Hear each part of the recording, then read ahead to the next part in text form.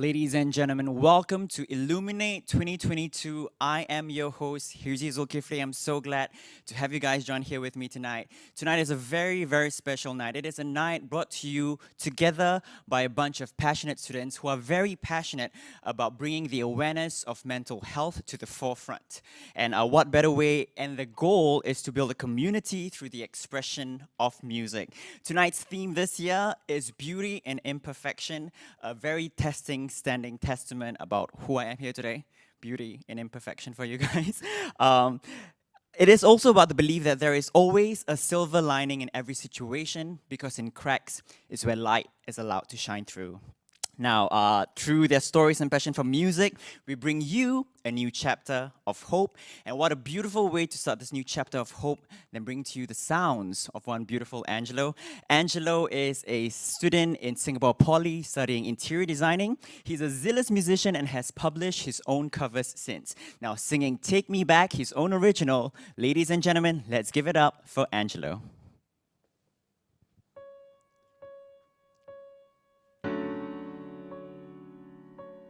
Freak of the week, and I'm just a poor boy who doesn't speak unless he's spoken to,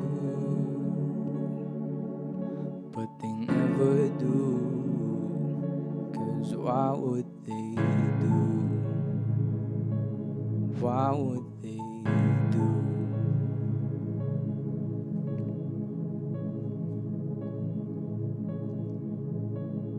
Rather be thrown out of the question if I'm only just second opinion. 'Cause if I'm alone, so be it. 'Cause who am I when nobody's watching? You see me flush with these walls, but who cares to tear mine down? Like I'll come back round. My psyche's psycho till it's one of a kind, till yours is cooler than mine. Good cooler than mine. 'Cause I thought that I was freak of the week, or was I a poor boy who doesn't speak unless he's spoken to? But they never do, 'cause why would they do? Why would they do? Rather be thrown out of the question if I'm only just second opinion. 'Cause if I'm alone, so be it. 'Cause who am I when nobody's watching? Rather be thrown out of the question if I'm only just second opinion. If I'm alone, so be it. 'Cause who am I when nobody's watching? You're freak of the week, or was I a poor boy who doesn't speak unless he's spoken to? But they never do, 'cause why would they do? Why would they do? I'm just a poor boy. No, I'm just a poor boy. No, I'm just a poor boy who doesn't speak. No, I'm just a poor boy. No, I'm just a poor boy. I'm just a poor boy who doesn't speak.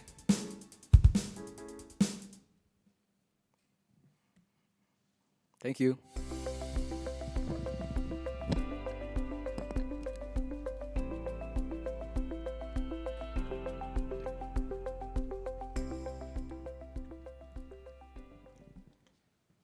Thank you so much, Angelo, for that beautiful performance. Thank Now, you. Angelo, I've introduced you a little bit. You're a student from Singapore Poly studying interior designing, but maybe share with us a little bit about yourself that the audience don't know about. I like to write songs.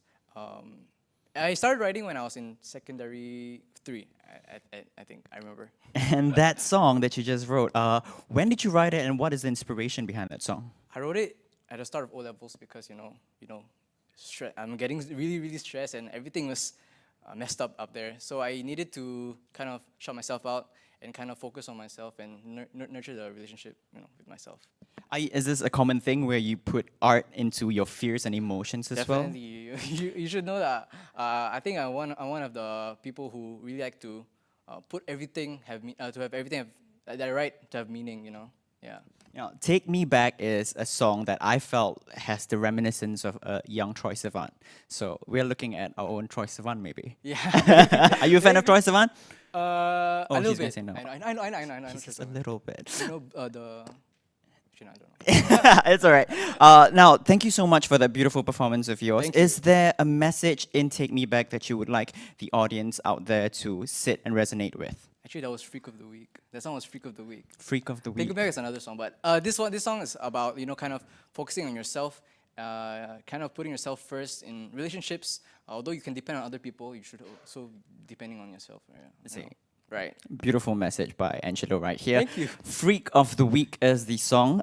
And yeah, hopefully we'll catch that song one day on Spotify and everything. I'll try. I'll try. You will. You got to believe in yourself. got it. We also have with us a few more beautiful performances, hopefully things and songs that will inspire you out there tonight. But before we do go ahead with that, we have our guest of honor, PALSAC, Mr. Eric Chua. Thank you very much, Hazy. Dear friends and volunteers from Project Green Ribbon, a very good evening to everyone. Thank you very much for having me at this event at Illuminate, and congratulations to Project Green Ribbon on organizing this inaugural music festival that is focused on mental health. Now, COVID-19 has affected all walks of life. The challenges and drastic changes we've had to adjust to in our daily lives are understandably overwhelming, especially for our young ones who face pressure on so many fronts and they need our attention and support. In a 2016 Singapore mental health study, young people aged between 18 and 34 years had the highest prevalence of mental health conditions compared to older people. A National Youth Council survey conducted in 2020 found that many youth face mental health challenges since the onset of the pandemic. While there are various youth mental health services available, stigma remains a significant barrier that deters young ones from seeking help.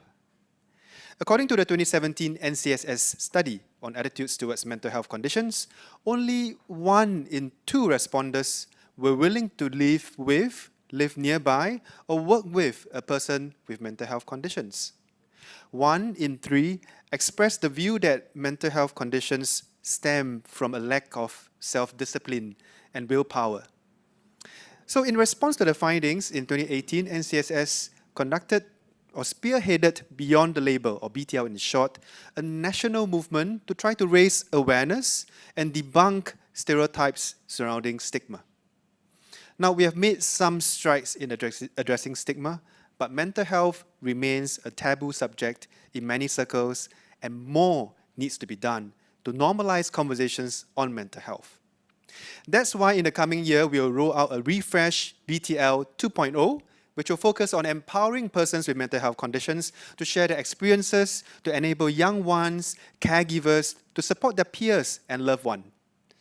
So I'm happy to receive the invitation, to join Project Green Ribbon's Illuminate project today, where so many young people from all walks of life have come together to share their personal journeys and, their own experiences in mental health through music, because each experience, each story to tell is so powerful, it's so vulnerable, and I just want to thank in advance all of you who will be doing that in this event today.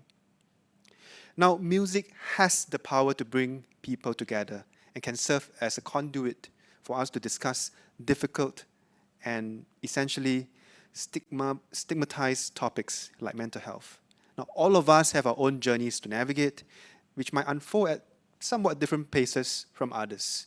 So today's event is very aptly themed, Beauty in Imperfection. This is such a powerful reminder that while things may not go our way all the time, things may not be perfect, but there will always be a silver lining in every situation. And it reminds me of the Japanese philosophy of wabi-sabi, and that is, there is beauty in our flaws. So, perfection in imperfection.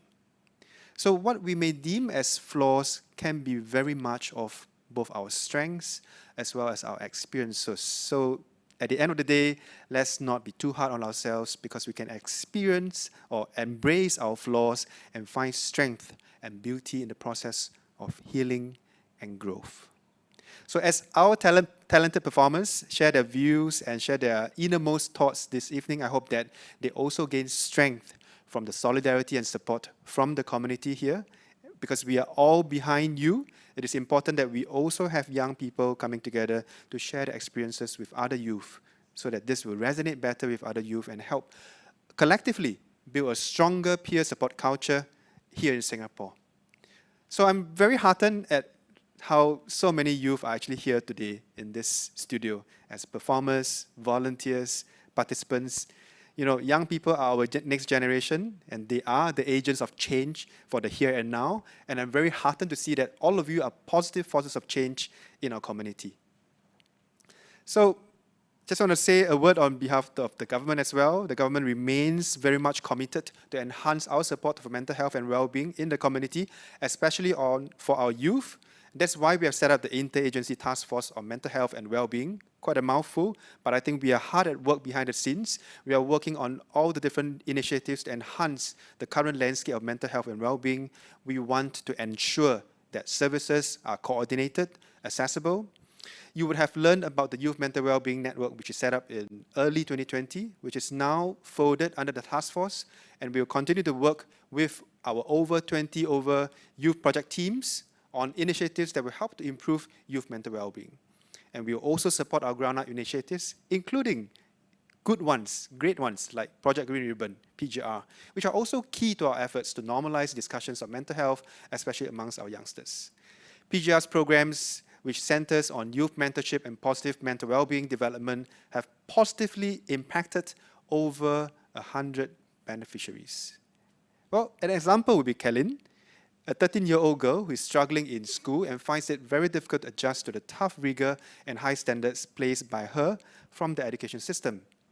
Through PGR's Creative Expressions program, Kellyn is taught to channel her emotions positively through art and learn the importance of self-care and mental well-being skills. I thank and applaud PGR and the team behind the scenes for their hard work in the mental health space.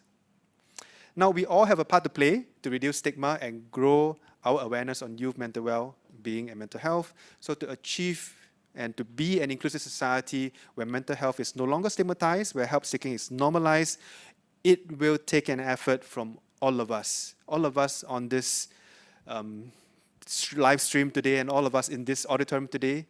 All of us can take small actions every day to lend a listening ear, support one another, and to not discriminate persons who are recovering from mental health conditions. And we can practice the 3 L's: look, listen, link, just to be sure that people around us are well taken care of. And to the 3 L's, I would add the last L, and that's a 4th L, that is love.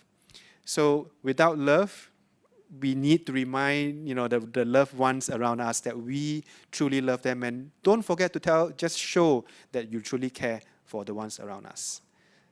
All right, so for individuals who are feeling overwhelmed, I would just want to say, take time, practice self-care, reach out to your parents, teachers, friends, a trusted adult. Alternatively, you may go to your school counselors, social service agencies, such as the Singapore Association for Mental Health and Touch Community Services. And there are many, many mental health resources that you can refer to. Just a couple of examples. We have Bell, Beyond the Label chatbot, and we have myline.sg.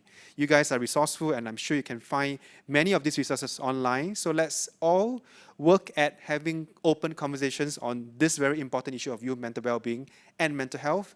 And I encourage all of us to reflect on what we can all personally bring to the table on the issues of mental resilience, mental health, and over time, our collective actions will really push Singapore towards being a more inclusive and caring society. On that note, I thank everyone and have a great evening ahead. Thank you very much. Thank you so much, Paul Sack, Mr. Eric Chua. In fact, that was such a moving speech. It's so comforting to know that beyond the activists, beyond the artists, and beyond the help groups that are available today, that the government are also creating interagency task force to destigmatize and normalize the conversation behind mental well-being. So important, I think, because especially we all are going through such a rough period, but brighter days ahead, I'm pretty sure, and tonight is exactly that. It's to illuminate the beauty in imperfection. It might have been an imperfect journey for the past few years of the pandemic, but I'm sure there'll be beauty through the cracks of the silver lining. Now, also a beauty up and coming, and our next performer, we have Josie. Josie pursued her passion for music and graduated from Recording Arts Canada in Toronto. Mental health has always played an important factor in her life, and to spread the kindness of positivity to reassure struggling youth that they are not alone. Now participating in Illuminate 2022, we present to you Josie and her keyboardist, Jessica, singing Angels or Devils by Dishwalla and Break My Heart Again by Phineas. Ladies and gentlemen, Josie.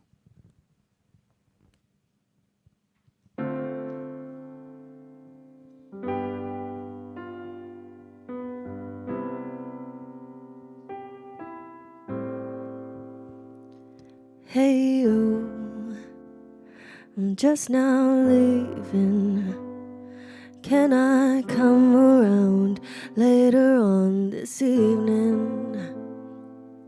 Or do you need time? Yes, of course, that's fine. Hey you, good morning. I'm sure you're busy now. Why else would you ignore me? Or do you need space? You can't help it if your mind is changed. So go ahead and break my heart again. Leave me wondering why the hell I ever let you in. Are you the definition of insanity? Or am I? Oh, it must be nice to love someone who lets you break them twice. You're so blue, you're still breathing. Won't you tell me if you find that deeper meaning? Do you think I've gone blind? I know it's not the truth when you say I'm fine. So go ahead and break my heart again. Leave me wondering why the hell I ever let you in. Are you the definition of insanity? Or am I? Oh, it must be nice to love someone who lets you break them twice. Don't pretend like I'm the instigator. You were the one, but you were born to say goodbye. Kissed me half a decade later. That same cologne, those same sad eyes. Go ahead and break my heart again. Leave me wondering why the hell I ever let you in. Are you the definition of insanity? Or am I? Or am I? must be nice to love someone who lets you break them twice.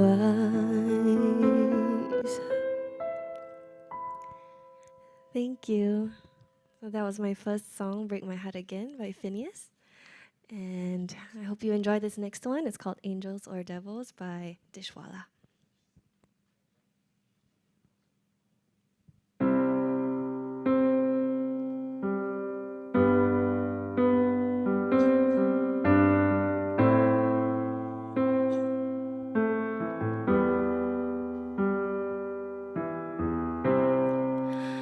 This is the last time that I'm ever gonna come here tonight. This is the last time I will fall into a place that fails us all inside. And I can see the pain in you, and I can see the love in you. But fighting all the demons will take time. It will take time. The angels, they burn inside for us. And are we ever gonna learn to fly? The devils, they burn inside of us. Are we ever gonna come back down? Come around. I'm always gonna worry about the things that couldn't make us cold.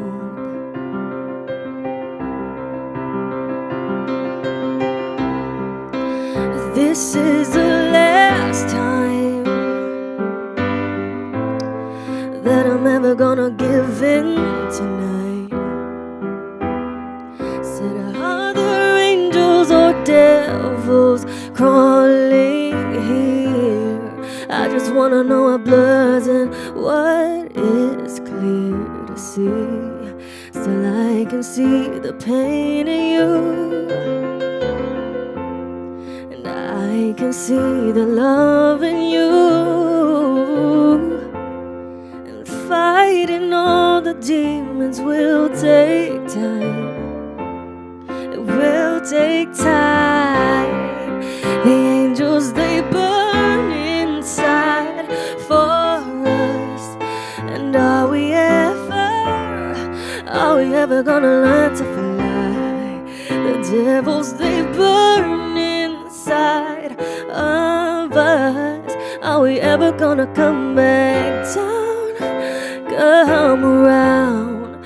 I'm always gonna worry about the things that could break us. If I was to give it up, and then take a breath, make it deep, 'cause it might be the last one you get, be the last one. Could make us cool.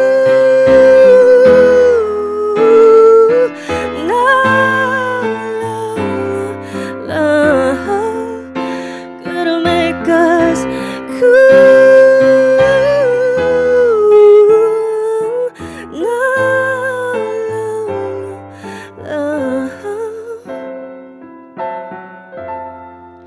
I'm always gonna worry about the things that couldn't make us cold.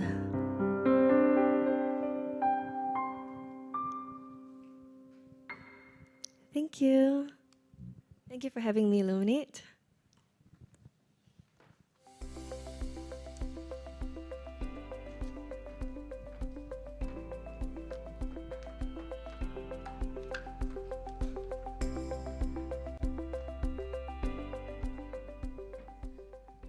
Thank you so much, Josie. Thank you. Thank you for having me. Beautiful voice. Thank you. And more importantly, what a heartfelt performance there. Thank you. Yes. Why don't you introduce yourself a little bit to the audience and your keyboardist as well? Okay. Yes. Hi, my name is Josie, and my beautiful keyboardist is Jessica. She is amazing, as you can see from her wonderful performance. And as for the two songs that we prepared, I actually chose "Break Your Heart Again." "Break My Heart Again." Sorry, "Break My Heart Again." It's sort of like a perspective thing, right? You could be on both sides of the coin. Sometimes I feel crazy, and then the other person feels like they're crazy. Am I crazy or are you crazy? You know what I mean? And then for Angels or Devils, it's more like it's something that my friend introduced to me. It's a song that's really close to my heart, and it's something that made me feel less alone when I was listening to it, in darker times. So I just thought of sharing it with everyone. So. It definitely did feel like a performance where the artist resonated with the song a lot. It felt like that for me watching you. Do you then have an advice based on the two song choices that you've picked? Which part of the song that you feel is a good message that can resonate with anyone struggling through dark times? Oh, definitely for the lyrics of Angels or Devils. The entire song is really, really beautiful. But I guess angels, they burn inside for us, and the devils, they burn inside of us, right? So yeah, like that really tells me a lot about how everyone is, feeling something, and to be kind to everyone, whether or not you know who they are, right? So that's the kindness of positivity, I guess, that I was talking about. Thank you so much, Josie, for that beautiful performance also. Thank you. Up next, we have the Human Library segment. The purpose of this is to allow the respective speakers to share their struggles with mental health in their lives, to raise awareness among the viewers out there, and also to reduce the stigma around opening up about their struggles. First up, we will have our artist Kiri sharing about her struggles with mental health.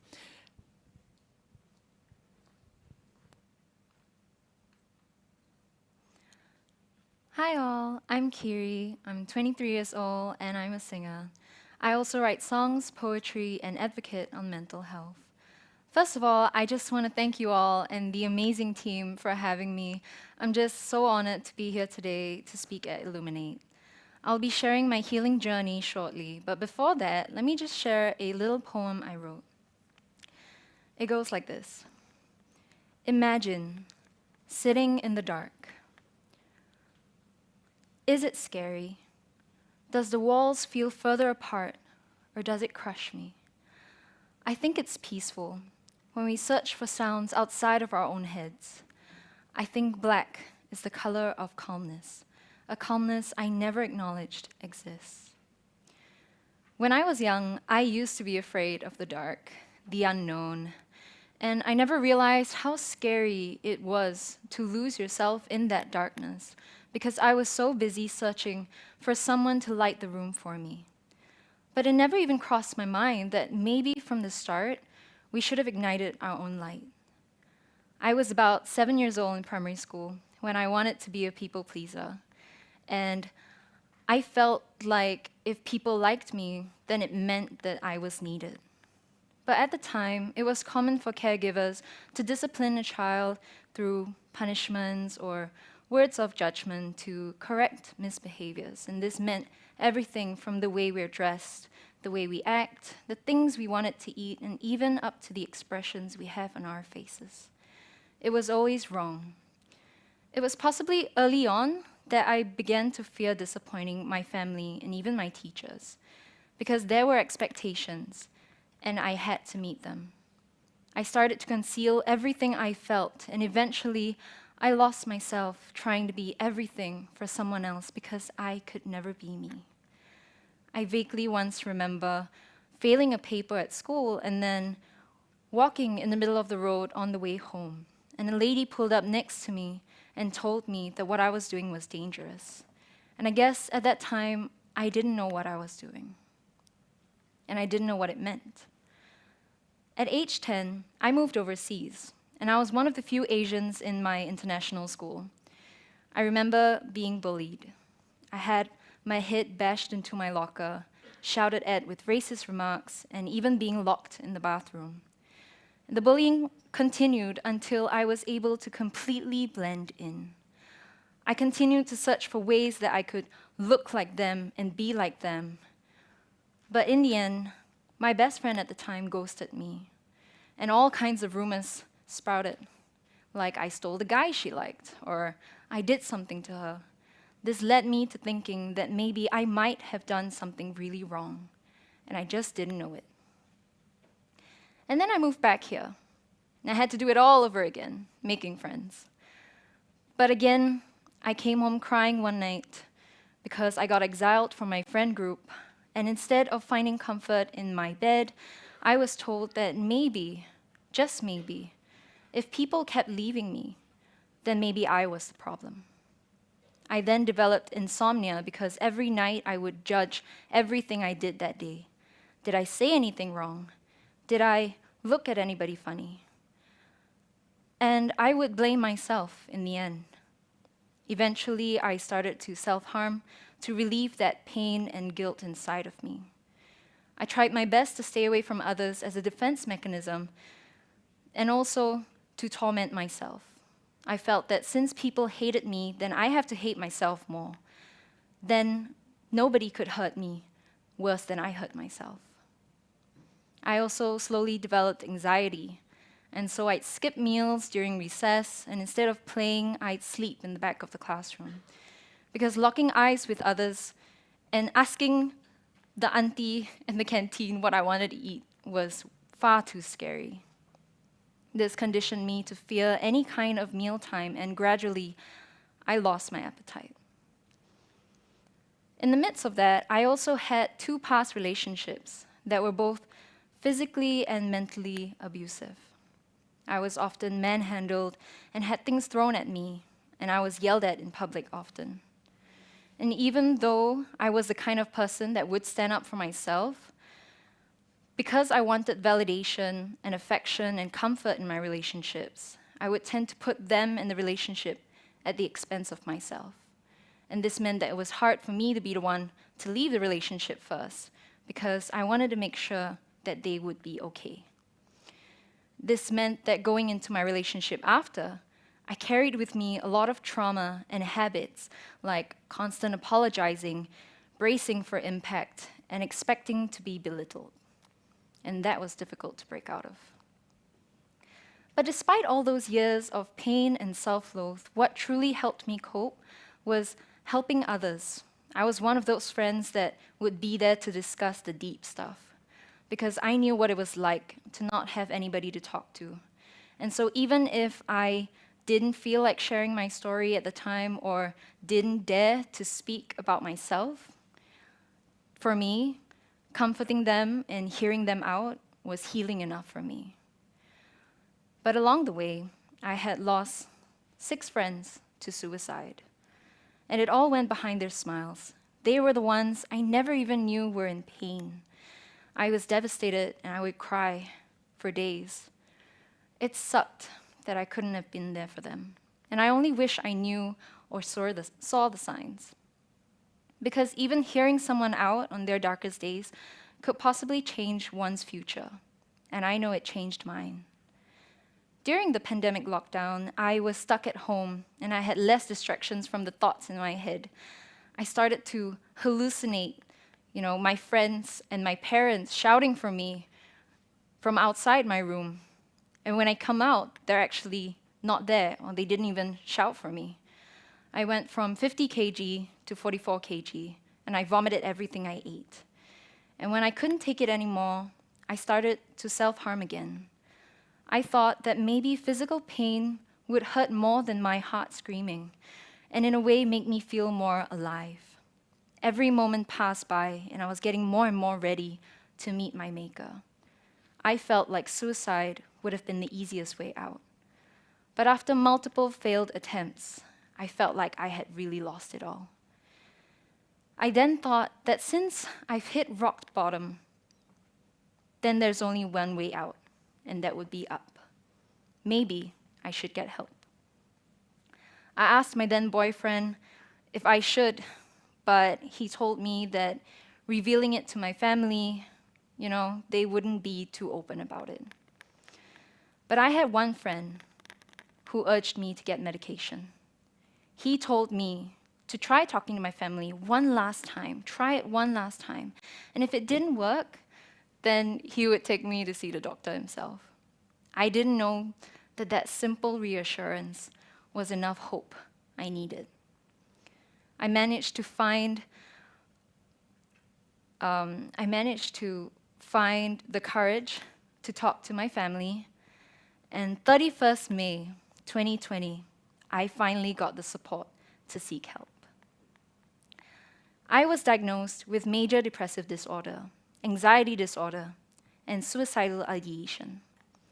I decided to give myself another chance at happiness that day, to start looking after myself in both body and mind, and not settling for anything less than I needed. In the first place, it wasn't easy to admit that I needed help, and it took me going beyond and back to finally realize the reason I exist, and that is to live. I started collecting food I like, and did fun things like dyeing my hair my favorite colors. I went after every heartbreak I had, friends and ex-relationships. I reconnected, was honest, and I finally got the closure I needed. All in all, I learned that there was one unconditional love out there that I didn't need to fit in for or prove my worth to, and that was self-love. I learned to embrace my traumas, my imperfections, and acknowledge every effort I put into saving myself, because I was who needed me most. And even if there are days that my depression relapses, I refuse to ever give up again. And whilst medication and therapy did help me, I knew that what I needed most was the motivation to move on. So I started singing again, and it really saved my life. Through every hard moment I had was the support of singers who managed to paint my pain in their songs. I knew how it felt to be saved by music, and I wanted to do that for others. For me, though, just having somewhere I could write down my feelings and these moments that I was going through helped me cope with my inner battles. And one day, I had the amazing opportunity to release my first self-written song that spoke a lot about the symptoms of depression and finding hope. I was blessed to hear from some of my friends I haven't spoke to in ages, and just knowing that some of them could relate to the lyrics of the songs I wrote filled my heart. Because as we walk down our own paths years ago, we don't know what they've gone through. But in the end, we're all human, and at some point, we might have gone through similar emotions. I wish I knew other people who went through what I did, so I wouldn't have felt so alone. But now, I hope to be that for someone else. If anyone has ever felt like they had nobody to talk to, or nobody will ever come to understand their pain, please don't be afraid to try. Try over and over again, but never give up. Because you only have yourself, and you owe it to all those years that you've been trying, so you must win. Healing will take years. It'll take patience, and it'll take unconditional love from yourself. It will be tough, and you may struggle, but that's all right. I like to share some mottos that I live by as well. Number 1, everyone's emotions are valid. Number 2, everyone has a different capacity. And finally, live life at your own pace. For those of you who know others in pain or wish to help your loved ones, you can ask them questions occasionally that would help them share their emotions, like, how have you been feeling lately? Or how do you feel? I think so many times we ask what they did in their day, but not enough about how they felt about those days. And if you need checkup for your body, then your mental health needs it too. Please acknowledge and thank them for sharing. Then they'll know that you provide a safe space for them, and they'll feel more inclined to speak. I hope that for everyone in pain, there is someone who would believe in them. No one should have to face pain all alone. Let's all try to break down the stigma of mental health and traumas and help the silence feel more inclined to seek the help that they need. I hope we could create a world with good mental health for all, and I hope that my story has been helpful. Thank you. Thank you so much, Kiri, for that very vulnerable moment of her sharing with us. Truly, mental health is a journey that is not, linear. It goes up and down. And I hope you guys take home with that message that it is possible for you to overcome this and that every step of the way is validated. Everything matters. Up next, joining us on this Human Library segment is also Yenny, joining us from a live stream all the way in Australia. Yenny is a singer-songwriter, content creator, and an active mental health advocate. As someone who struggles with eating disorder, depression, anxiety since she was 15, Yenny had to live through the struggles alone through her growing up years. Yenny will be sharing her story at Illuminate and hopes to make a difference in the mental health landscape by shifting perspective and stating the importance in our daily lives. So hi everyone, my name is Yenny and you can call me Yen as well. So I'm 22 this year. I'm a singer-songwriter, content creator, and an active mental health advocate. So currently I'm studying visual communications in uni right now in Melbourne and pursuing masters in art therapy afterwards. So before I start sharing, I just want to say a big thank you to the team for having me. I'm very pleased and honored to be here to speak at Illuminate today. So yes, let's go. Today, I would like to share with you guys my life story of how striving for perfection almost killed me. So let me start with a mini poem that I wrote when I was 15. So this is how I lived, from burgers to buns and buns to none, from ordering medium rare to rare orders. I lived in my shadows, constantly fighting the silhouette, making myself known not to the world, but myself, trying to fight for a place for me, but always defeated by all the me. I try, but all I could do is cry. On the outside, it seems that this radiance had it all, but on the inside, my body was saying something different. So back when I was 19 to 20 years old, before I started advocating for mental health, it took me a very, very long time to decide if I should step out and to speak about my personal journey. I remember having this strong desire and yearning to speak about it because I know perhaps that my story could reach out to anyone out there who is just like me, who is trying to fight for a place and take back the life that truly belongs to him or her. So everything started when I turned 13 years old, when I was diagnosed with pneumonia and it has gotten worse throughout the entire month. I remember spending time day and night lying on bed with my younger sister. So back then she had bronchitis, so both of us were down. We were watching TV and playing Heyday, and worst of it all, the large pills that we had to swallow every few hours. So during this period, I wasn't eating well. I had no appetite. My health was deteriorating, and I would see the doctor every few days. And he would eventually give me medication to stimulate my appetite so that I could fight the infection better. So with that, I actually gained a bit of weight, and I was also going through puberty.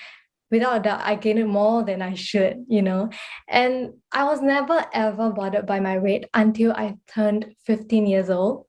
And you know how a teenage girl will start to become extra conscious about her appearances. And I was obviously one of them. So in the year of 2015, when I was 15 years old, I started to fast without the intention of losing weight, but to fast for Jubilee. And that eventually turned into something worse. And I found myself wanting to lose weight. The intentions have changed. So at 15, I was weighing about 64 kg and I lost about 20 plus kilograms. And it was really addictive in a sense that I could finally take control of my own and of the food that I eat. And little did I know that this little secret became a habit. It was harmless at first, from losing a little weight, but when people started noticing that, I've lost weight and complimenting me, I gave in to their words. So let me share with you my habits yearly. In the year of 2015, I limited myself to eating lunch only. I was fasting for Jubilee once again. And yeah, the amount of things that I could eat back then, right, was just still bigger than it is today. I remember telling myself that, okay, I will eat lunch and I could be eating anything, even fast foods. And in 2016, my meals restrictions remained the same throughout the entire year. So I could only eat lunch, but it could be any food once again, even fast foods. At 2017, I was already skinny.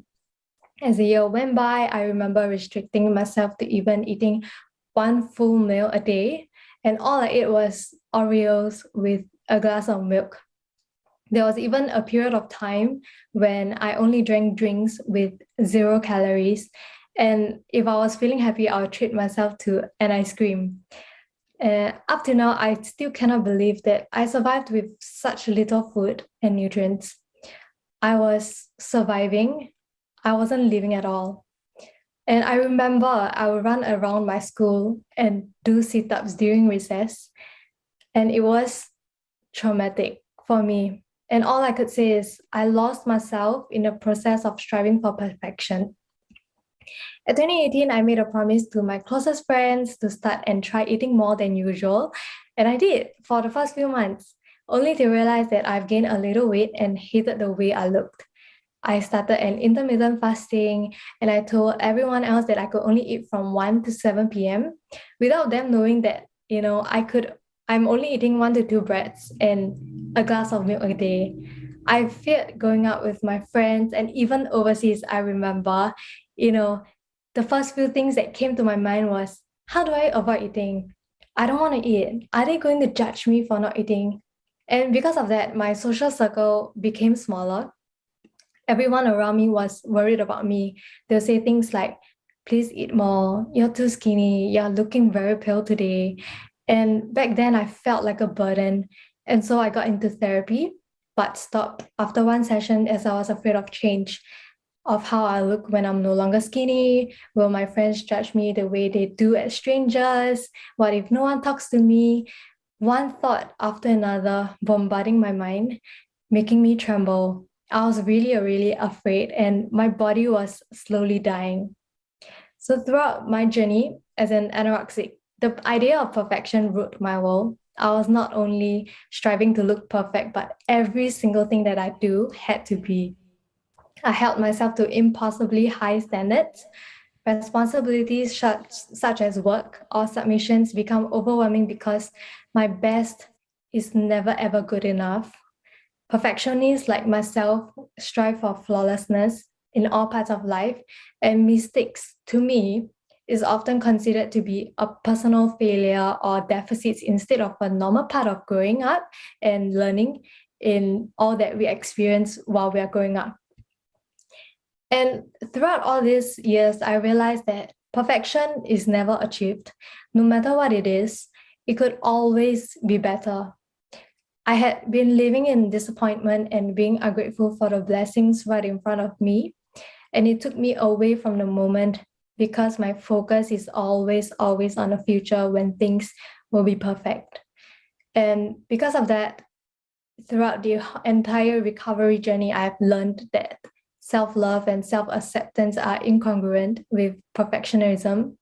When a person can accept themselves for their strengths and weaknesses, they realize that we are all human and we can accept our imperfections and improve one small step at a time, realizing that we are trying for progress and not perfection. So we acknowledge our vulnerabilities and see where we need to grow. I believe that the world is in a mess right now because people are loving others as they love themselves. So with eating disorder recovery, self-love is one of the most crucial parts for lasting recovery. When a person can let love in, they have love to give to others, and they can only give what they have inside. So overcoming perfectionism it does mean authenticity, real, and expressing love to me. Without this journey, I wouldn't have been the person I am today, happy, a fighter, an advocate, a singer, and an amazing human being.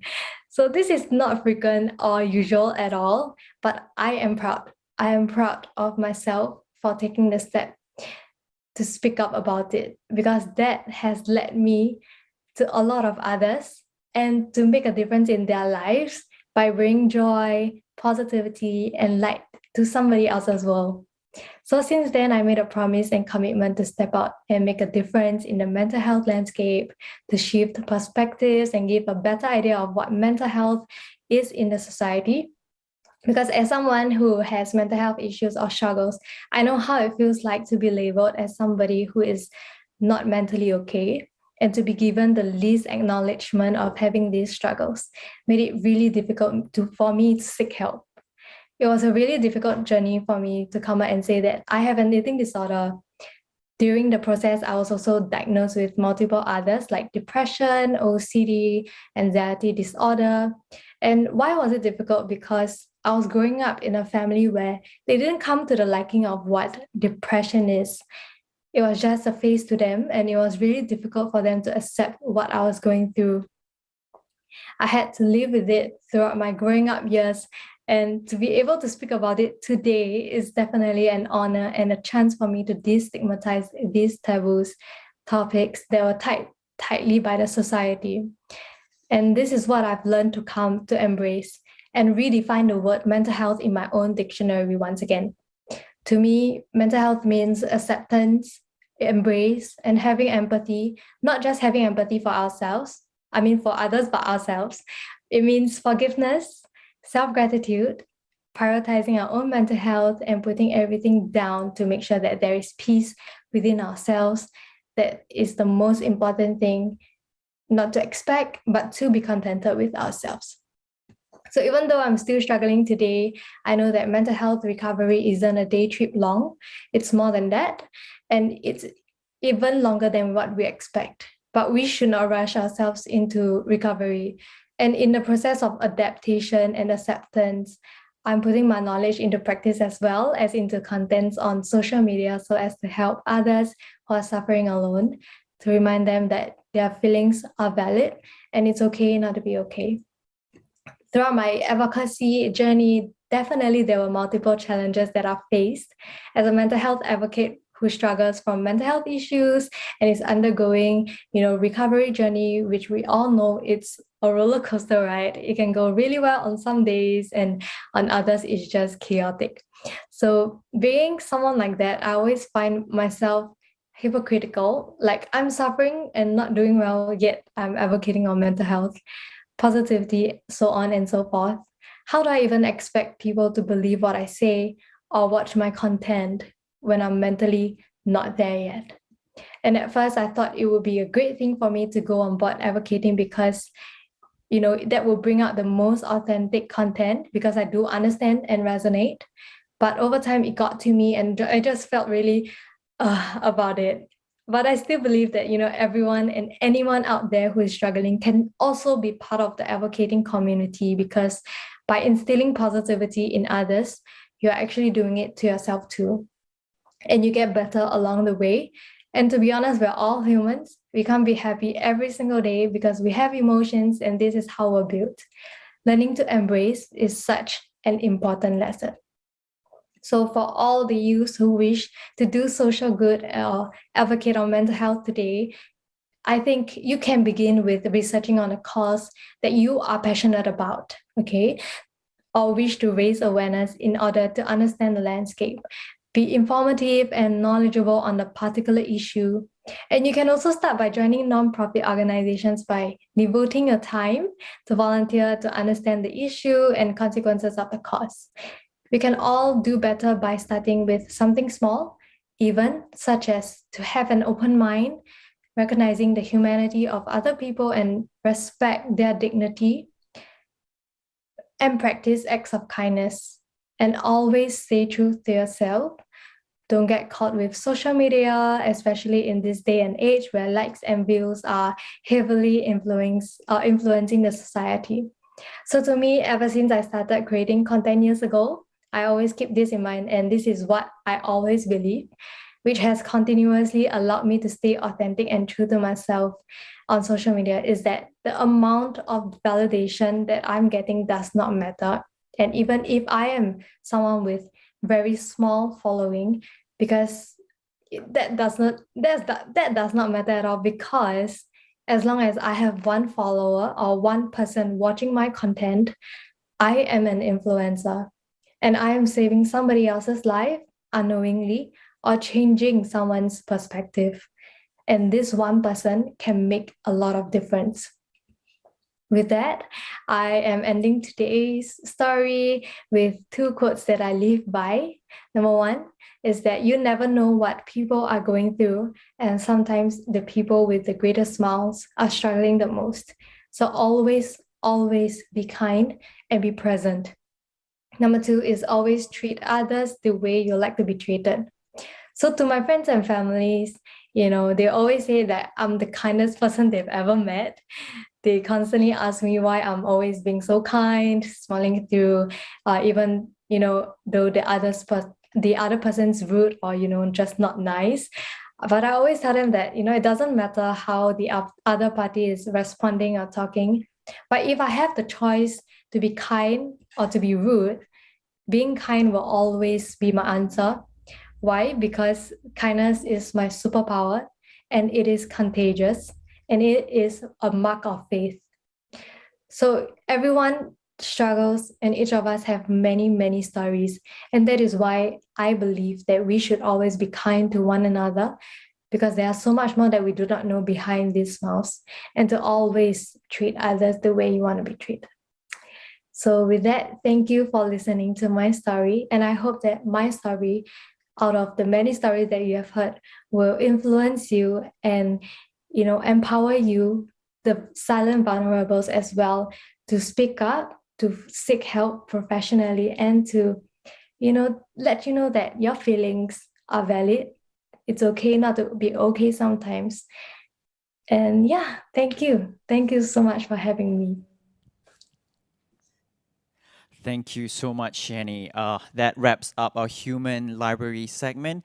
She mentioned in that segment, she wasn't living, she was just surviving. How many of us can resonate with that? How many of us actually today can ask ourselves, are we living or are we surviving?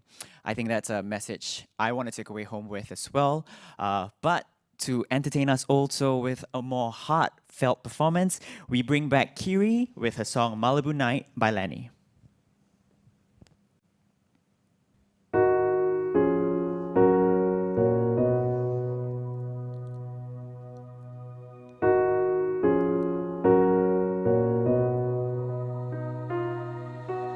There's no reason, there's no rhyme. I found myself excited by a feeling that I never known. I'm dealing with it on my own. Phone is quiet, walls are bare. I drink myself to sleep, who cares? No one even asked to know. I'm dealing with it on my own.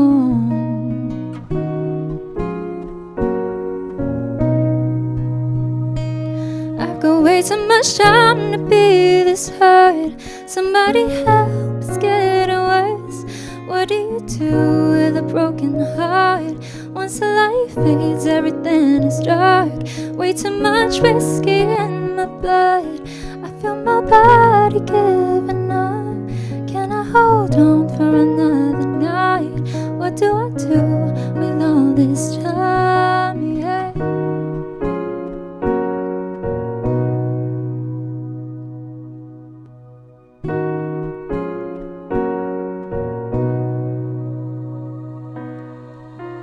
Heavy thoughts when it gets late put me in a fragile state.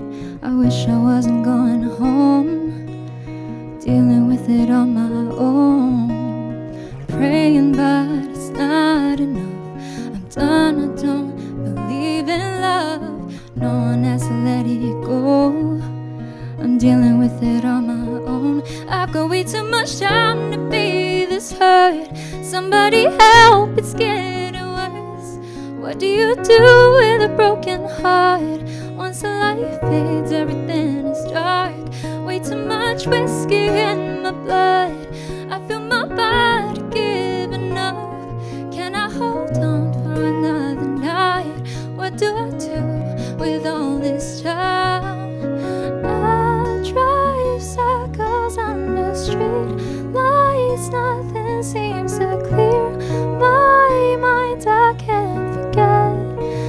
is out my head, so I drive, chasing Malibu nights. Nothing seems to heal my mind. I can't forget.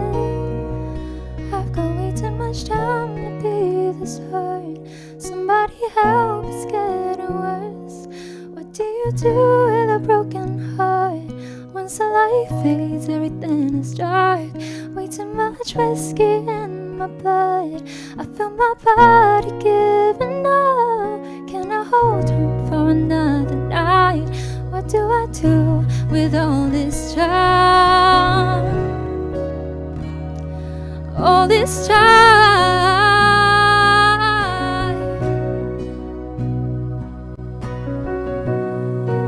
I'm on my own.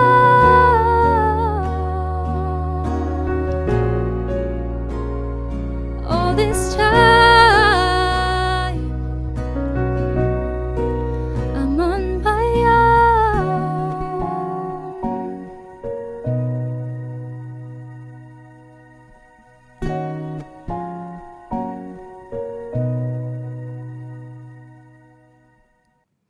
Thank you. That was Malibu Nights. And next, I'll be singing my own self-written song. It's called I Am Here.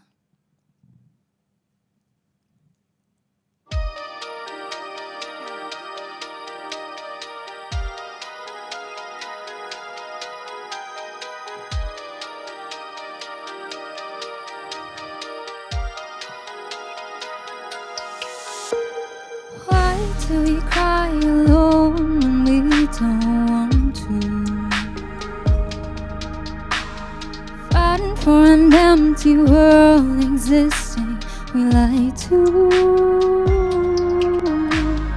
Why do we long for help but don't reach far?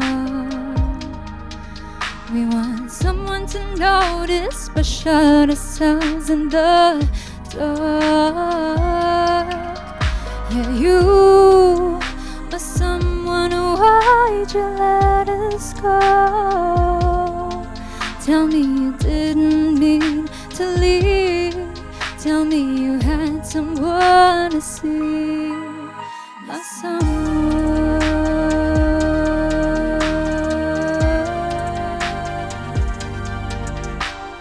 Why do we hate ourselves when we're all we have? Guilt, pain, blame, we keep on screaming in our hearts. Yeah, you are someone, why'd you let us go? Tell me you didn't mean to leave. Tell me you had someone to see, but you left to go somewhere else. Are you smiling ear to ear like you never while you're here? Or someone somewhere? I am here.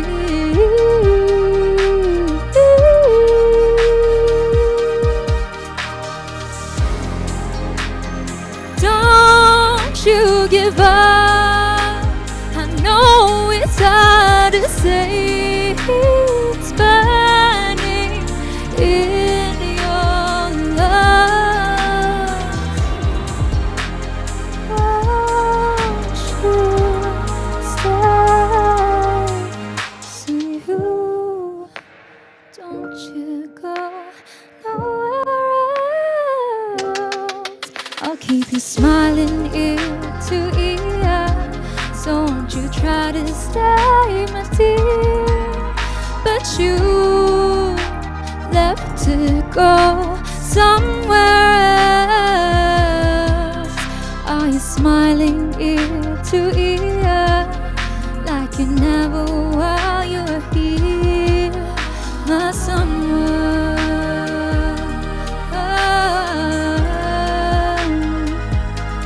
Oh, somewhere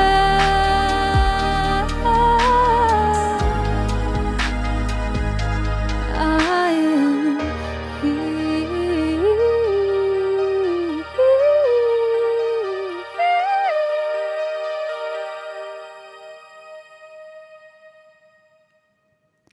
Thank you.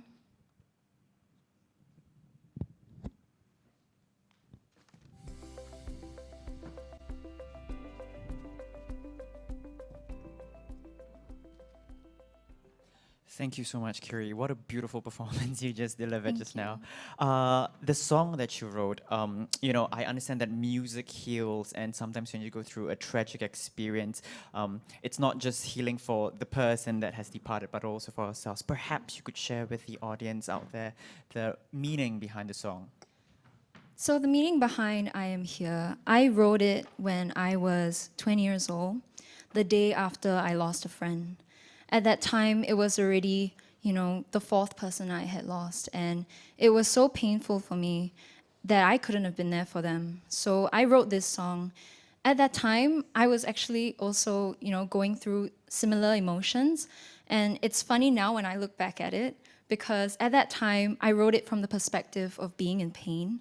And now, when I'm on the other side, where I have gone through that pain and I just want to be there for those who are, I'm on the other side. So to explain a little bit more about that, the first few verses of the song are signals and signs of depression, like wanting to be heard but not wanting to tell anybody, you know, and then also why do we long for help but don't reach out far. So that was for, you know, to give the audience a little bit of a perspective on what, you know, going through depression may be like, or someone dissociating. And then on the other side, I wrote, I am here because I feel like I want to be there for those who, you know, need me. And also at the same time, I want people to be there for their loved ones. So that's the meaning behind the song. What a beautiful way to just envelop your experience like that. Also, you know, just circling back to this theme of beauty in imperfection. And creating a community to express this in music. I think that's what a lot of people don't realize about the art. You know, the art heals, and the art it lasts forever. So, and it's for everyone who has access to it. And we thank you for creating these pieces of work for us. So now someone out there who feels like they need to resonate with a piece of body of work, they have your work to listen to. That's so nice, thank you. No, thank you so much for that. All right. We are also in time to shout out to a few sponsors. Thank you so much for joining me, Kiri. I'll talk to you a little bit more in a bit. We are also in time to shout out for a few sponsors. We want to thank SafePod at Queenstown. It is a unique wellness gym to promote mental well-being among the Queenstown residents. This COVID-19 pandemic may have impacted the mental health and well-being of many of our residents, so they may not be aware of the outlets to talk about it. Providing a safe space for residents to talk about their feelings, Queenstown have worked with community partners such as Lions Befriend Us, Fairy, Project Green Ribbon to set up SafePod at Queenstown, a wellness gym. This is the first community mental wellness gym to be launched in Queenstown. Ladies and gentlemen, SafePod at Queenstown. We also have with us the co-founder for Project Green Ribbon, Ms. Ling herself. Ms. Ling, could you join me here a little bit on my side of the stage, please? Thank you. Thank you for joining us. How's your day been? Good. It's been good. How has the event been for you so far? I think it's been great. A lot of people has actually put in a lot of effort, you know, in their time, and I think it's going really, really well. How important was Illuminate for Project Green Ribbon to get started? Extremely important, not so much because of Project Green Ribbon, but I would say it's because of the youths who has spent their time organizing this entire event, and so the credit actually goes to them. And it's important because they didn't just do it for the sake of doing, they actually spent time, they dedicated their hearts into this entire event for today. We definitely feel the heart of it all. Thank you guys so much. I'm looking at all of you right now. I also understand that you might have, you know, something for us to look forward to with Project Green Ribbon. Is there something you'd like to share? Yeah, we actually have this fundraising that's coming up or ongoing at the moment, which is specifically called for a program called Network of Care Mentorship Program. And in this program, we have youths, mentors, and mentees giving a very home and holistic environment to actually provide these youth at risk or marginalized individuals a sense of hope and purpose of life. And it's amazing because with such an event, which is youth-led guided, that actually contributes and supports the other youth at risk. Yeah. That's a lovely initiative from you guys once again. Talking about support, we'd also like to shout out to Microsoft for their support for today's event. Microsoft. Up your note game with a pen that's just like writing on paper. Are you ready for it? Are you ready for it? Are you ready for it? Keep shining those lights on me, like nothing you've ever seen. Are you ready for it? Are you ready for it? Are you ready for it? All right, joining me on stage right now is the next segment of Illuminate Beauty in Imperfection 2022. We have some familiar faces that have already joined us earlier this evening and a new face. So perhaps for those who are just joining us on this live stream, let's just introduce starting from you, Kiri, and then down this way. Hi all, I'm Kiri and I'm a singer and I also advocate for mental health. Thank you. Hi everyone, my name is Eric. I'm the Parliamentary Secretary at MSF, MCCY, and I'm the MP for Queenstown. Happy to be having all of you guys here in Queenstown. Thank you. My name is Hirzi. I'm your host and moderator for this panel. I'm Ling, I'm the co-founder of Project Green Ribbon. Hi, my name is Marissa Tan. I'm a recent graduate from Singapore Polytechnic, and I also run a mental health social media page called Share Your Story on Instagram. Right. Okay. So I think let's just ease into this panel a little bit, make it a bit more conversational and less formal. So I think my first question I have to ask any of you, and I'll direct it after my question. What does beauty in imperfection mean for you guys? Big question, right? Maybe I'll start first. So I think one of the things that resonated with me with Kiri's sharing and Yanni's sharing was that this journey is imperfect itself. Your journey to mental well-being, I think the word that Yanni used was a lasting one, and it's so important because people think progress is linear. So the journey of going through mental health is imperfect itself, and there's beauty in it. One of the most beautiful things I've learned lately is I don't wish people have a good day anymore when I see them. I wish them have a meaningful day, because through the ups and downs, what I do hope to find nowadays is meaning behind every one of it. So how about you, Kiri? How do you find beauty in imperfection?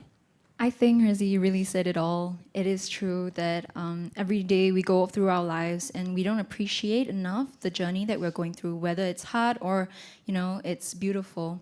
And I think all of it is beautiful, and we need to appreciate the struggles even that we went through, because that and everything in itself is what makes us, us. What about you, Mr. Chua? Well, that's a big question, Hizzy. And Loaded I think, gun. Yeah, I've been thinking about it and I don't really have a quick answer. But I think if you look at life as it is around us, so I tend to look at my family, and family, my wife and my 2-year-old son, they are who they are, right? And they are who they are, and I love them for who they are. And oftentimes we find that we have an idealized version of who we want to be, or who we want our other halves to be, or who we want our family members, our friends, and basically our circle of friends, our networks to be.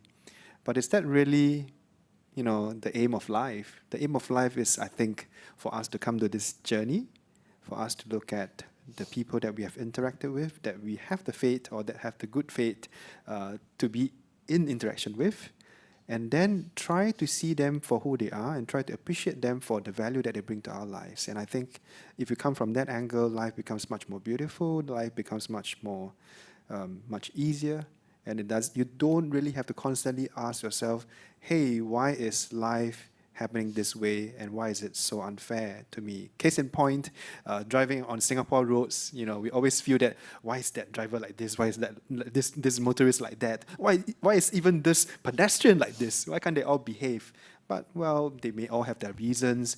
They may be really in serious need of going to the loo, or they may be on the way to the hospital or something serious. We don't know. But I think we can just take things with a pinch of salt if we change our perspective a little bit. Thank you. I think that's so beautiful. In an Asian society, we often think that we are always, the destination is the goal, and therefore the progress and the being is not as important. But the truth is, it's part of the being that is the growth and the destination as well. We are always an inch a step into the destination. Ms. Ling, would you like to share what is beauty and imperfection for you? I've been actually taking the past few minutes to think about it. It started from there, isn't it? And I think it comes to a point for me that life is not perfect on the whole, right? And every single time when we seek for perfection, and if life was perfect, imagine this, a world that it's just perfect, a dreamland, life wouldn't be interesting anymore. There will be no more problems, nothing for us to improve, nothing for us to look forward to. It'll be mundane. So I appreciate the imperfections because, like the saying goes, life is not fair and nothing is fair. So why not embrace the imperfections instead? Thank you. Lovely. What about you, Marissa? What is beauty and imperfection for This you? is a question I was not prepared for, but Whoops. thanks everyone for the answers. Gave me some inspiration. Okay, so I think maybe more so for the mental health side. You know, I think a lot of people expect that you're just gonna wake up one day and everything's just gonna be like, oh, butterflies and sunshines, but that's really not how it goes. There are a lot of ups and downs, as you mentioned earlier, Hilzy. The journey is definitely not linear. But I think with all these really, really bad days and really, really good days that you have time and time again, you come out of your journey and you realize how beautiful your growth was, how beautiful these imperfections in your journey was. You just realize, like, rather than criticizing where you are at this current moment, you need to take a break, step back, and look at your journey and realize how beautiful it actually was and how it helped you to grow as a person. Thank you for that, Marissa. Beautiful answer. I think we are in an age where it's a really beautiful time where mental health is being discussed. You know, how many of us come from a generation of parents who, you know, once upon a time when you're going through depression, they just say, you're just sad. Get over it. Watch a TV show and laugh. And nowadays, there's getting more scientific diagnosis of the things and conditions that we're going through. Generationally, I have a question for you. How do you feel like we can create more opportunities to create this conversation? Because as an Asian society, we are pivoting from that era of, like, you know, stigmatizing mental health to destigmatizing mental health. What are some outlets that we can create for this conversation? Right. I think I agree with you that we are progressing. I think the fact that we are sitting down here, you know, on this panel, talking about this very important issue of mental well-being and mental health, understanding that actually it's a spectrum of you know, different conditions on a whole range of mental well-being all through mental health. I think most people don't really, you know, still comprehensively wrap their heads around that as well. And I think the journey of going through a conversation on mental health and mental well-being, I think that is the way to go. You know, we got to keep going. I don't think we are at a place, at a spot where we are, where I think ideally we should be at. And it takes events like this, right? Illuminate, and it takes organizations like Project Green Ribbon. It takes, you know, I talk about NCSS's Beyond the Label. These are campaigns, these are movements. Yes, I mean, you can say that these are, you know, sometimes top-down, sometimes ground-up. I think whichever direction it takes, we have to keep going at having these conversations, because once there's awareness, I think the needle will start to shift. And I think we are seeing the shifting of the needle. I think one silver lining that came out of the past 2 years because of COVID, our good friend for the past 2 years, is that mental health has really come to the forefront of our social consciousness. And I think that's a great thing. Now, what next?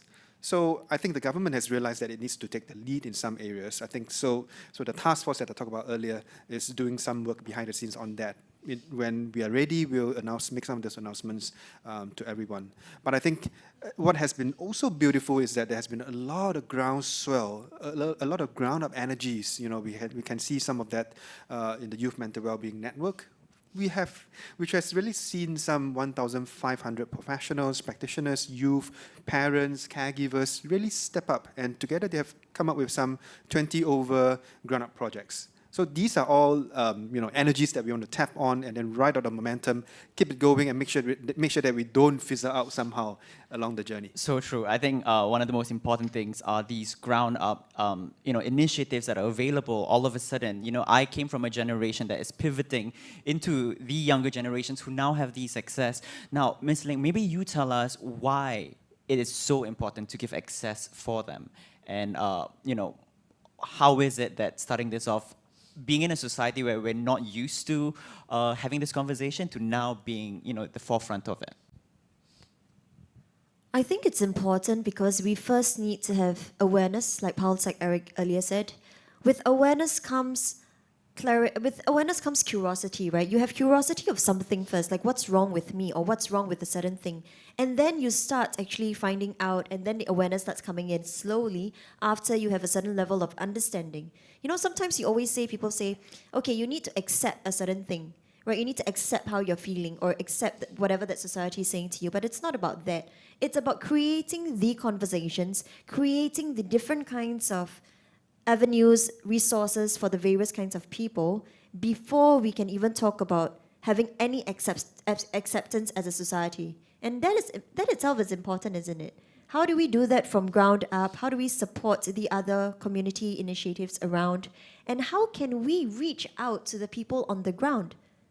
And I think that itself is a challenge and where we're coming from. And I think that is the question for the both of you to answer, I guess.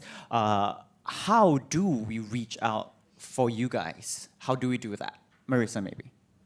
Okay, sometimes it's really as simple as asking a question. Sometimes it's really, like a lot of people mention, it's about asking how's your day, how's everything. Sometimes asking more about how you're feeling rather than what you were doing that day. And I think, as they both mentioned earlier, there really are a lot of ground-up initiatives starting these days. For example, my social media account is kind of considered one. And I've also been fortunate enough to connect with others, such as Rebound with Resilience. So he also does like a podcast where he talks about mental health. Yeah, so I think it's just these little, I guess it starts with like little people doing something that starts off as something very little. And then it just starts to grow and grow and grow. As Ling mentioned earlier, it's about the curiosity. So someone gets curious and then we start to click on it. And I think social media has been a really big help in this, especially reaching out and kind of showing these, I guess, maybe sometimes government bodies or even bigger associations like, oh, here, we're over here, guys. And I think it's really just this little drop in the water that starts to ripple, and it just sparks up this ginormous community. I think more so than wanting to become like, an organization or things like that, we are trying to really create a community within ourselves and show everyone that, help is here. We are here for you. You're not alone. We see you and we hear you. It's a very, very good point to bring, having that one drop of water, creating a ripple, and now everyone face to the center and say, oh, there's access for me to create this conversation. I have the same questions for you, Kiri, but I'm going to go deeper than that. How do we reach out to you, but with empathy? That's a very good question. I think first I want to touch point on exactly what Marissa said. She is right. We're in the same generation, and really the best way to reach out to us is for everyone to do their part.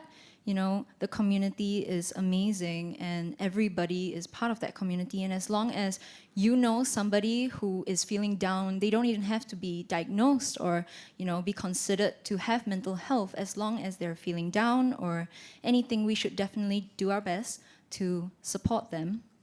First of all, that. I think for me, coming from the music community as well, right? I think musicians are part of those little people in the ripple that make a huge part, because they are, one of the few entertainers that we have that can really carry their message in a very gentle manner and slowly influence people through, music. And music has been said to be something very influential and very, understanding of, sorry. The art is healing. Correct. It heals, yeah. Correct. So art really heals, and I think the message behind it is the most important thing. It's true. I feel like, just jogging back a little to the start of the pandemic, I think artists like myself were once called non-essential. We laughed about it at that point of time, but I think throughout that years of pandemic, what we do realize, art is actually quite essential for the soul. It might not be a big economic returns, but it does a lot for you. When you were stuck in that circuit breaker, how many of us reached out to art? How many of us dig deep into our Spotify list or Netflix, because those were the digital platforms available? And all those live performance artists, until today, we are still waiting for a turn to give back, because art is like that. I always find that art is not just my gift. Art is something that I am a vessel of, and the community gets to share it. I just so happen to be the vessel of choice that got that creative idea. I'm sure you guys feel like that with your music and art as well. I guess going into that question then, how or what are some of the problems that youth faces when trying to reach out? Because it's so easy to just say, oh, let me ask you, how's your day? But sometimes people don't want to get that access yet. It is at their own pace and their own time. So what are some of the things that, organizations from ground up or even the government can do to understand how to reach out to youths? Yes, Marissa. That question was for you. So I think, this is actually quite a hard topic. As much as I want to say like, oh yeah, there's stigma, there's this, there's that. Even if stigma is erased, I think there will still be a lot of people who are scared to reach out. And I feel like one of it is also fear. As much as I guess the government or other organizations have been providing help resources for us, helplines, and even encouraging us to seek out to our school counselors and reach out for help, there's a lot of fear and uncertainty behind reaching out. What's at the end of that tunnel? No one knows. And I think a lot of the fear a lot of students have is with regards to trust and confidentiality. Like, for example, I know for a fact that there are like a lot of students who are terrified of seeking out their school counselor and have zero faith and trust in them because of all the horror stories that they hear where, they reach out to their school counselor, they tell a personal problem, and somehow their uncle twice removed from the family tree knows about it. You know what I mean? Like, there are so many horror stories like that that kind of turn people away from seeking help. So honestly, I think it's really about the community. It's showing everyone that it's okay to not be okay. It's okay if you feel like you have a problem with yourself. You don't have to hide in the shadows. You don't have to hide away from society. We're here to listen to you, and we're here to help you out. I think what's really important is not just erasing stigma or erasing fear, but it's about creating a welcoming and warm community where everyone feels safe to be themselves and everyone feels safe about speaking up. Now, talking about creating community and art being the forefront of it, how do you think an event like Illuminate helps bridge those two, creating community and creating access for these conversations? Kiri. I might need some time to think about that. Oh, okay. Well, what about you guys? Do you guys have any thoughts about how we can bridge those communities together? Because it's true. I think as a stranger, I wouldn't want to be able to just share to another stranger a problem. It will take a while. I thank God I have good friends with me, so I can just rely on them. But I did go through dark days as well. So perhaps if you guys can have an opinion of it, Mr. Eric. Well, I do have an opinion on that, and I think I have quite a reverse view, though. But before I say what I want to say, I think I want to just say that art is essential. Thank you. Thank you. Artists, you guys hear that? We are essential.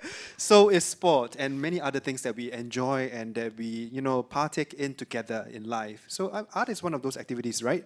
And in response to your question here, Z, I think I sort of have a contrarian view to what you just said about, I'm a stranger, I don't really want to talk to another stranger about my problems. I find that it might be easier to talk to someone who is not in my 1 or 2 degrees away from me, because I can then offload and in a way be quite sure that it won't make the news or what I share won't make its way into my social circles. So I just want to respond to also what Marissa has said, about how youngsters are so scared stiff of approaching counselors. We hear that a lot, and we do discuss about that quite a bit in the task force. We do know what the challenges are. I mean, the number of counselors in each school, there's a challenge, and they're overwhelmed, I think. And also the resources that the counselors have access to, I think that needs to be looked at and be reviewed as well.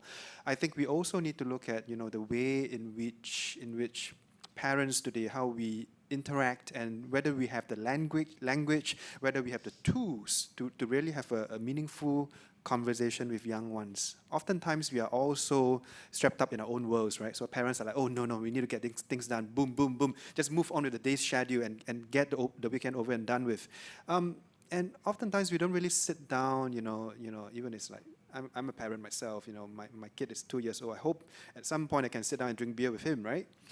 Son, by the way. 18 lah. Until 18, Yeah, of course. Yeah, must be politically correct. No, but my point is, do we really appreciate each other and really have a more in-depth kind of conversation? I think that's part of, I don't want to say problem, but that's part of who we are as a society, and I think that needs to shift before we can even talk about, the more technical things like what are the services available out there. I think those are things that we can solve. But more fundamentally, who we are as one society, as a group of, different families, I think that needs to be relooked into. Correct. I think he's bringing up a good point, which my next question is for you before we get back to your answer. There is a disconnect. There is the person going through mental health. There is all these help available, government and ground up. And sometimes the middle people are friends and family, but they don't have the tools that are equipping them to communicate these jargons of languages that perhaps would give these kids that sense of trust. What can family and friends do? Assuming they don't know, but they want to help. What can they do, Ling? You mean if they don't know about the conditions, or? If they, assumingly, I suspect that my friend Marissa here is going through something. I don't know how to communicate, and I am a parent of hers maybe, which is even more awkward, How can parents learn and equip themselves? Okay, I'm gonna be very honest here, okay? For a start, how can a parent not know?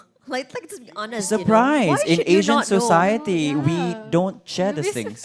Yeah, I mean, yes, there are many parents who comes to us and say they don't know. But my question to them is always, how do you not know? Why did you not know? There is something that's missing there.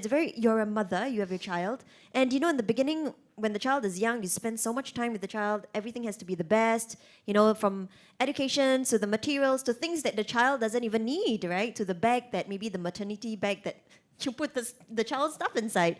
Like, parents pay so much attention to it. So if you have a child that's 18 years old and they come to me and they say, Ling, I'm having this problem, and we always get such cases, right? Or people requests. My question to them is, what happened? Why did you not know? And that question itself is important for the parent to actually come back and reflect. Hey, I'm the parent here. I'm asking a stranger now, what happened? So the parent needs to reflect back again, If they're not aware about it, friends and family out there, to me, that's my opinion. It's not that people don't know or not that people are not aware of the resources, but people are scared. They don't want to face up to it. They don't want to take that step forward. Because if I say to you now, Herzi, I'm sick, right? I have an illness, a terminal illness. Do you think I would seek help? I wouldn't. It's going to take me time. Through lots of conversations, through lots of reading up, Googling in the right way responsibly, asking friends and family, right?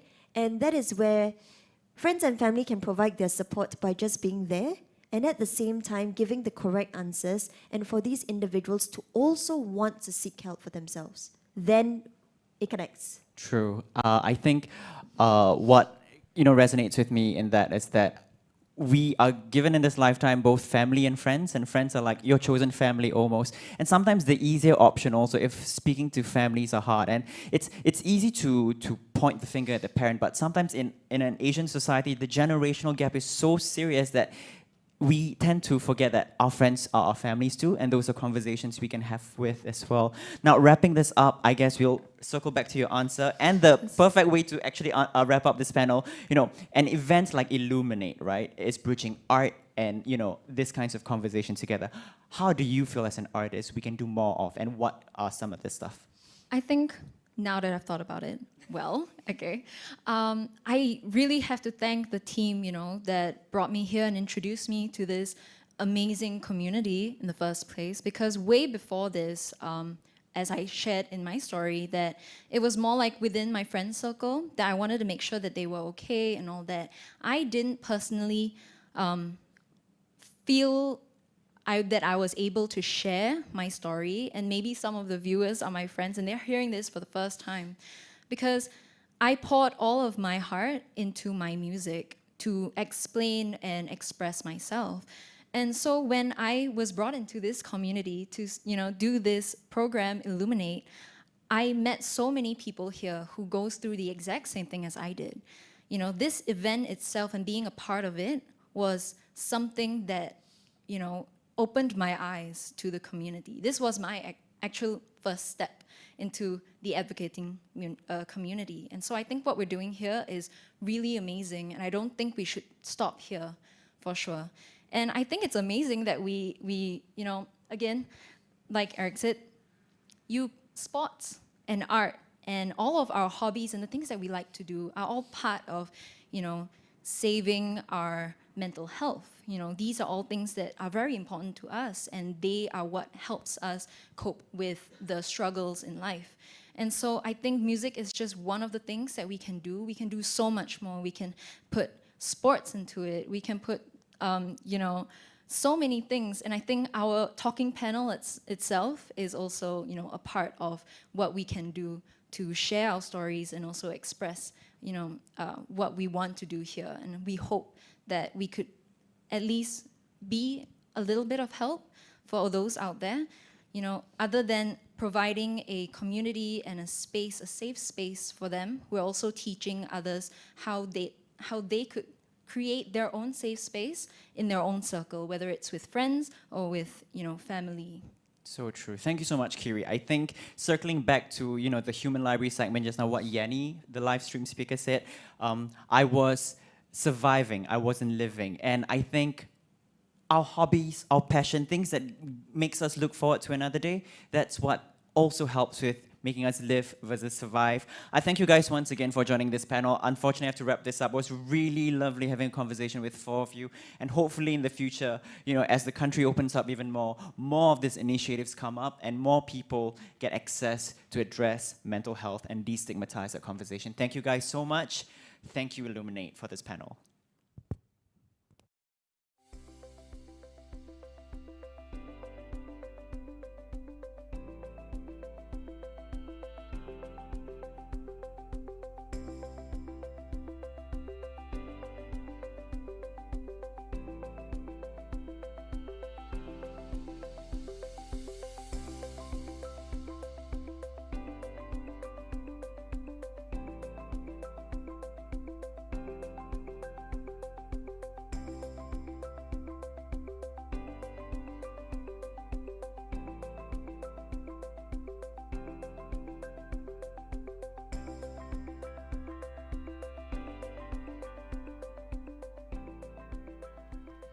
Now, wrapping it up for our last performance of the evening, we have with us singer-songwriter Ben Hum.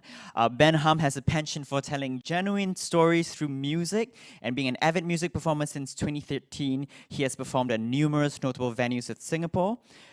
Armed with big dreams and plenty of energy to spare, he seeks to influence society positively and connects with like-minded individuals through his music. Performing his mini concert on live for Illuminate 2022, ladies and gentlemen, let's give it up for Ben Hum. Thank you. Hi everybody, my name is Ben Hum. 所以第一首歌呢，带给大家这一首周兴哲的《怎么了》，送给大家。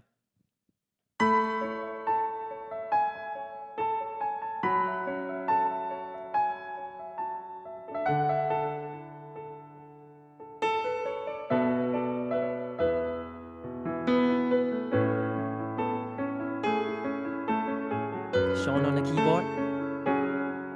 Yeah.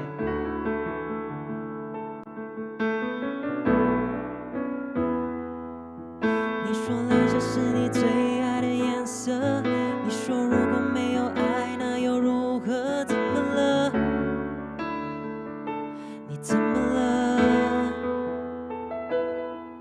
看过你曾经最灿烂的笑容，看过你紧紧拥抱爱的面孔。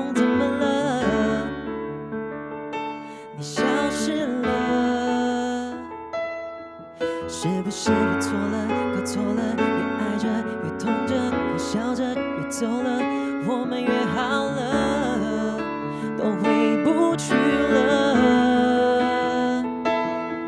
怎么能轻易说要结束？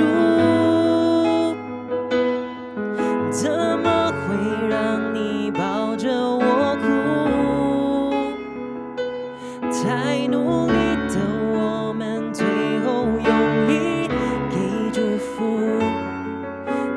看你笑着，我却心如刀割。原来我们都一样顽固，怎么会谁都绝口不提要幸福？再也不能牵着你走未来每一步。我们怀念什么？失去爱那一刻才晓得。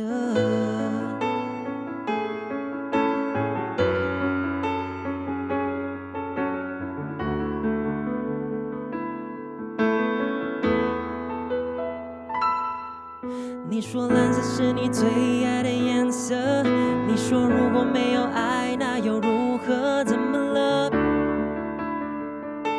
你怎么了？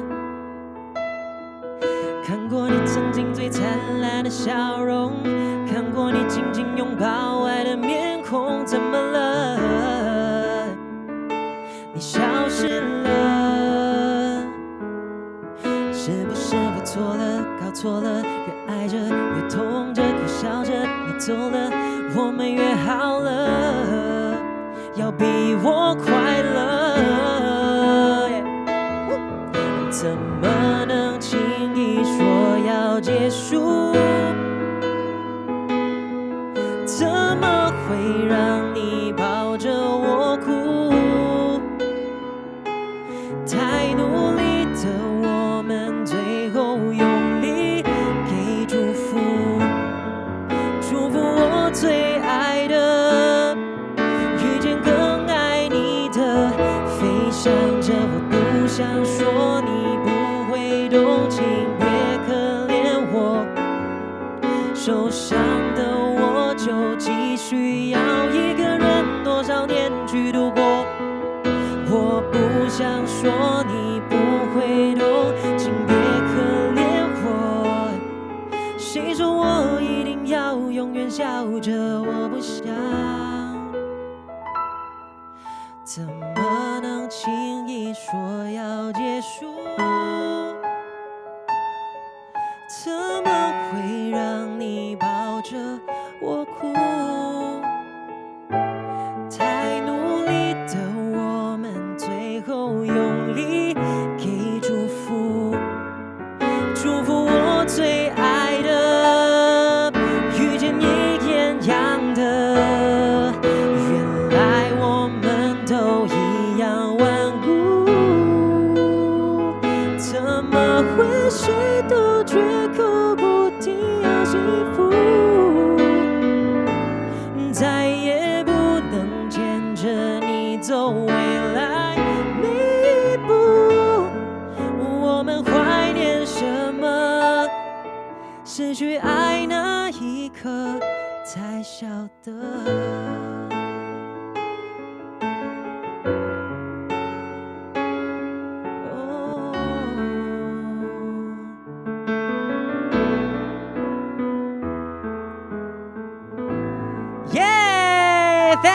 Thank you everyone, thank you. So 刚刚呢那一首是周兴哲的《怎么了》。So up next，接下来这一首歌呢，这首歌名叫做《如果可以》。So I hope you guys like it. Okay.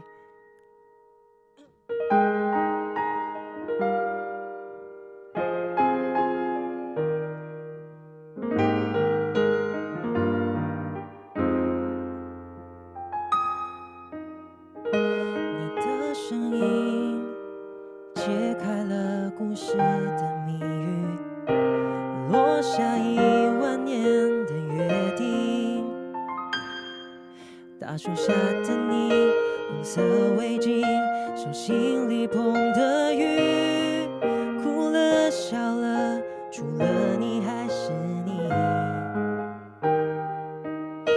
我们如果有一次错过，不敢牵起你的手，我会多么寂寞，等到红线来的时候。如果可以，我想和你回到那天相遇，让时间停止那一场雨。想拥抱你在身边的证据，闻你的呼吸，一眨眼，一瞬间，你说好就是永远不会变。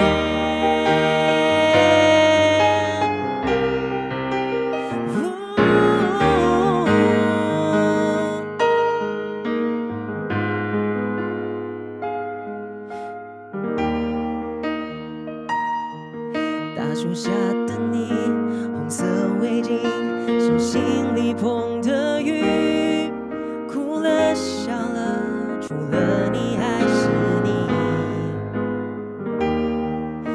我们如果有一次错过，不敢牵起你的手，我会多么寂寞，等到红线来的时候。如果可以，我想和你回到那天相遇，让时间停止那一场雨，只想拥抱你在身边的证据，闻你的呼吸，一眨眼，一瞬间，你说好就是永远。如果可以，茫茫人海，千年一眼相遇，月光下转身，那就是你。无限跨过深藏轮回的秘密，我会过运气，因为你才让我背对命运，不害怕靠近了，相信了，到底我们爱的有多狼狈，暴雨狂风也不想防备，爱了就爱了，此刻在我们没光的约定，我开出了花。如果可以，我想和你回到那天相遇，让时间停止那一场雨，只想拥抱你在身边的证据，闻你的呼吸，一眨眼，一万年，留给我别困住你。如果可以，茫茫人海，千年一眼相遇，月光下转身，那就是你。无限划过深藏轮回的秘密，我划过运气，你是我赌上世界的决定。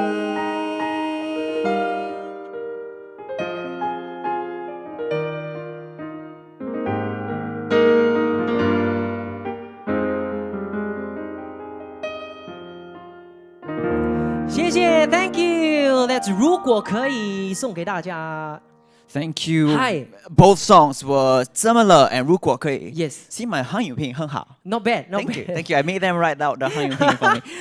Benham, that was a lovely performance. Yes. I understand you're a singer-songwriter Yes. yourself, and up next is your own song 寄出写 and 远景. Yes, correct. Okay, why don't you tell us a little bit more about it? So actually, these two songs, it's about finding hope even though your world is full of dark. It's filled with darkness. You know, as much as you can do, you know, keep walking. You will see the path of light.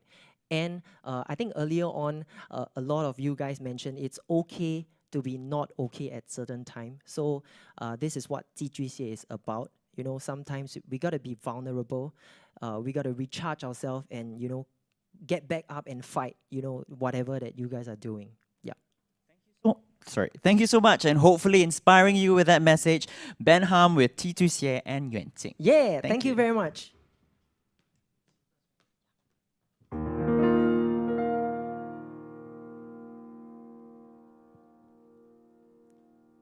我希望那遥远的晴朗能照亮该疼爱的自己的办法，让现在的我为更好的我能坚定一步一步到达。将这灯光只让无数个天亮，这世界装得下无数个天亮，各自的剩下微笑的模样。我想这样走出黑暗，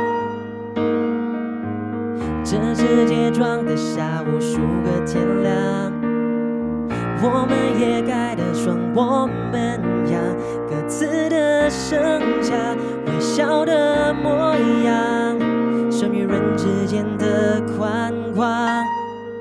下一秒诞生之前，梦已在实现，上一秒我们给幸福的成全。我希望那遥远的晴朗能照亮该疼爱自己的办法，让现在的我为更好的我能坚定一步一步到达。In the stars， 那遥远的晴朗能照亮该疼爱自己的办法，让现在的我感受片刻闪亮。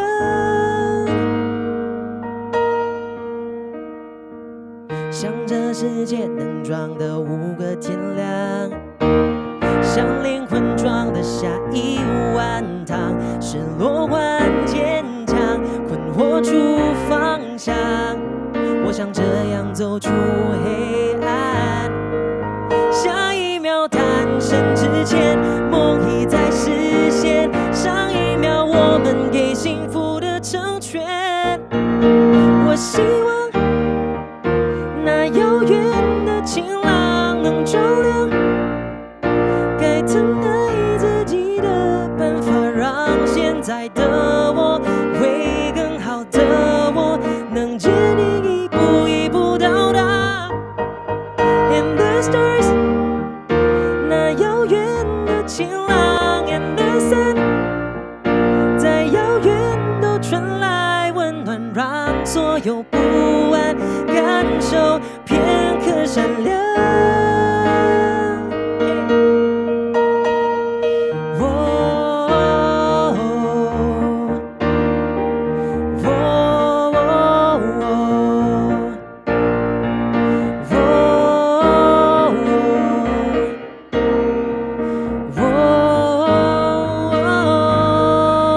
我希望那遥远的晴朗能照亮该疼爱自己的办法，让现在的我为更好的我能坚定一步一步到达。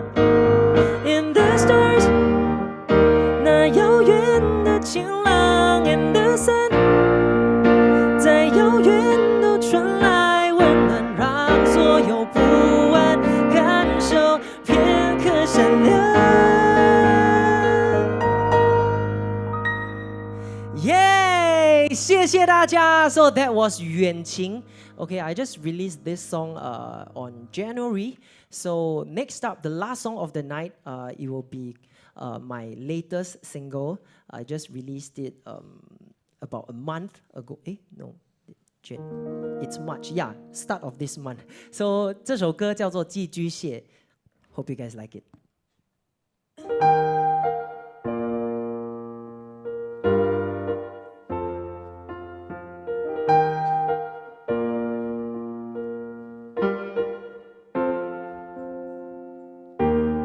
别问我好了没有，我控制不了为何内疚，并非没尝试自救，但悲伤已像自由。如果把真心交到你的手上，可否承受你的力量，将脆弱保管，替换带走归属感，会怕会心慌，为何那么多遗憾？我收藏，我埋葬到饱满。Time will slowly heal as far as I go. 寸的信任感，是手上有个伴，陪我等待天亮。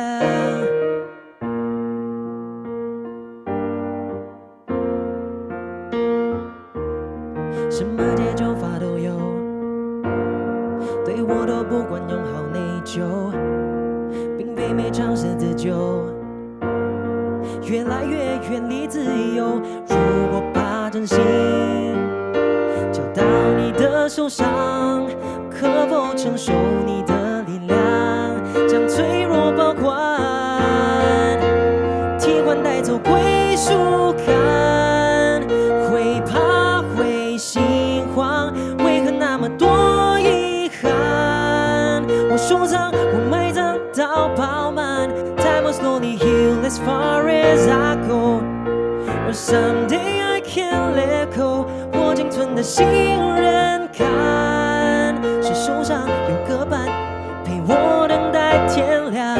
容许我这样脆弱，你可以这样看着我，容许我这样脆弱，我不想继续沉默，下一步可能就解脱。我对自己说，替换带走归属感，会怕会心慌，为何那么多遗憾？我收藏，我埋葬到饱满。Time will slowly heal and know, let it all go。我仅存的信任感，是手上有个伴，陪我等待天亮。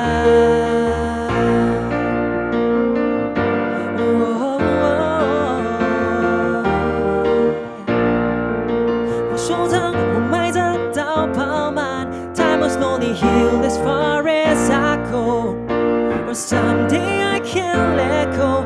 我仅存的信任感，是手上有个伴，陪我等待天亮。Thank you very much. My name is Ben Ham. I hope to see you guys soon someday. Bye bye. We hope to see you soon too, Ben. And with that, we come to the end of Illuminate 2022. I want to give a big round of thank you for all of you who joined us, and also all our artists who came and graced their presence today. Ben Hum, Kiri, Josie, Angelo, the girl who joined us all the way from the live stream in Australia, Yenny.